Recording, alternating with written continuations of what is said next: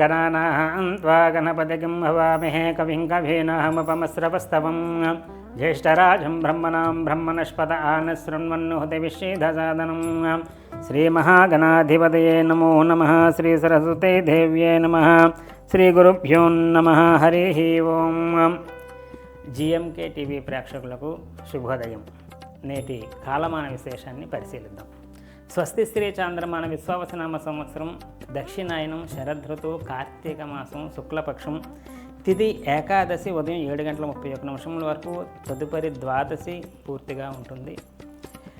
నక్షత్రం పూర్వాభాద్ర నక్షత్రం సాయంత్రం 5:03 వరకు, వర్జం రాత్రి 1:52 నుండి 3:20 వరకు, దుర్ముహూర్తం సాయంత్రం 3:53 నుండి 4:39 వరకు, అమృతకాలం ఉదయం 9:29 నుండి 11 వరకు.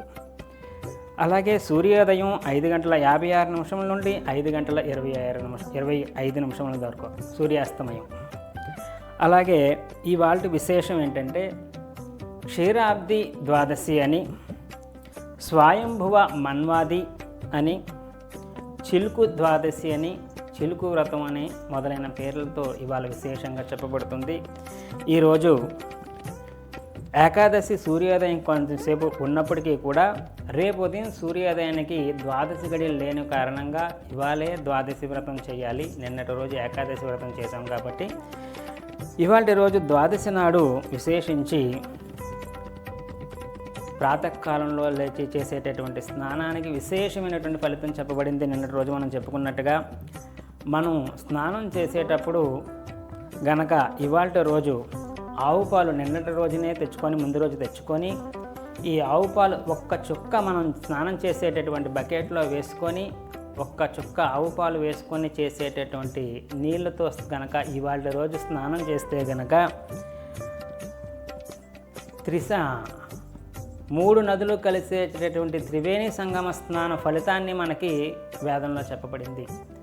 గంగా యమున సరస్వతి 3 నదులు కలిసేటటువంటి త్రివేణి సంగమం ఏదైతే ఉందో ప్రయాగలో, అందులో స్నానం ప్రాతకాలంలో చేసినటువంటి అంత పుణ్యం ఇలాగా ఒక్క చుక్క ఆవు పాల బొట్టు మనం వేసుకొని గంగే జీవనే చేవ కృష్ణా గోదావరి సరస్వతి నర్మదే సింధు కావేరి జలేష్మిని సన్నిధం కురు అనే మంత్రాన్ని చెప్పుకోగలిగితే చెప్పుకోండి, చెప్పుకోలేకపోయినా పర్వాలేదు. ఆ గంగాదేవిని యమునాదేవిని సరస్వతిని తలుచుకొని ఆ యొక్క నీటిని గనక మనం శిరస్సు మించి స్నానం చేస్తే త్రివేణి సంగమ స్నాన ఫలితం ఇవాళ చెప్పబడింది. కనుక ఆ విధమైనటువంటి స్నానాలు ఆచరించేటటువంటి ప్రయత్నం చేయండి. నేటి విశేషం ఇవాళ రోజు స్వయంపాక దానం చాలా విశేషంగా చెప్పబడుతుంది. అలాగే ద్వాదశి నాడు సాలగ్రామ దానం కూడా చాలా కోట్ల రెట్లలో ఫలితం ఉంటుంది. కార్తీక మాసం రోజు ఏకాదశి రోజు ఉపవాసం ఉండి ద్వాదశి నాడు ఎవరైతే సాలగ్రామ దానం చేసుకుంటారో వాళ్ళ తాలూకా కోట్ల జన్మజాల తాలూకా ఫలితం అంతా కూడా క్షయం అవుతుందని చెప్పేసి మనకి వేదం చెప్తుంది. కనుక ఇవాళ రోజు సాలగ్రామ దానం చాలా విశేషమైనటువంటి ఫలితం ఇస్తుంది.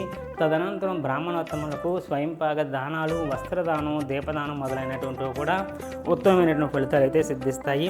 స్వయంభూ మన్వాది ఇవాళ రోజు ప్రారంభమవుతుంది.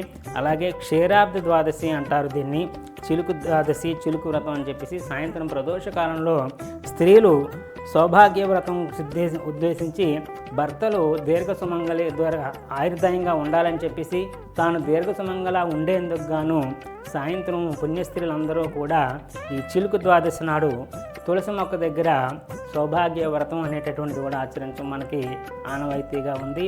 ఈ యొక్క క్షీరాబ్ది ద్వాదశి నాడు ఎవరైతే గనక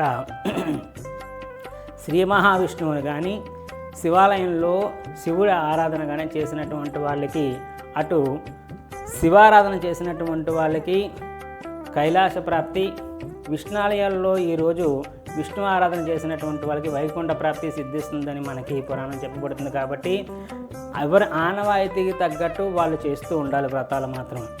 మనకి విభూతి పుండ్రాలు ధరించినటువంటి వాళ్ళు భస్మధారణ ఎలా చేసుకుంటారు, విభూతి ఊర్ధ పుండ్రాలు పెట్టుకునేటటువంటి వారు విష్ణు భక్తులందరూ కూడా అడ్డంగా నిలువుగా విష్ణునామాలు ఊర్ధపుండ్రాలు పెట్టుకుంటారు.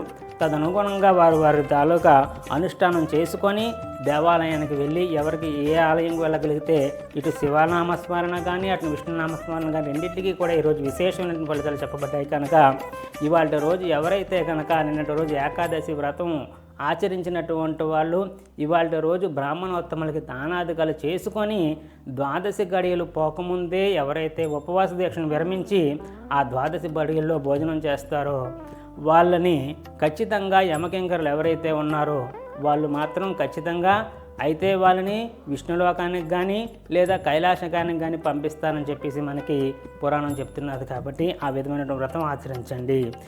అలాగే జిఎంకే టీవీ ప్రేక్షకులందరికీ కూడా తిరిగి రేపటి కాలమాన విశేషంలో తిరిగి మళ్ళీ కలుద్దాం. స్వస్తి.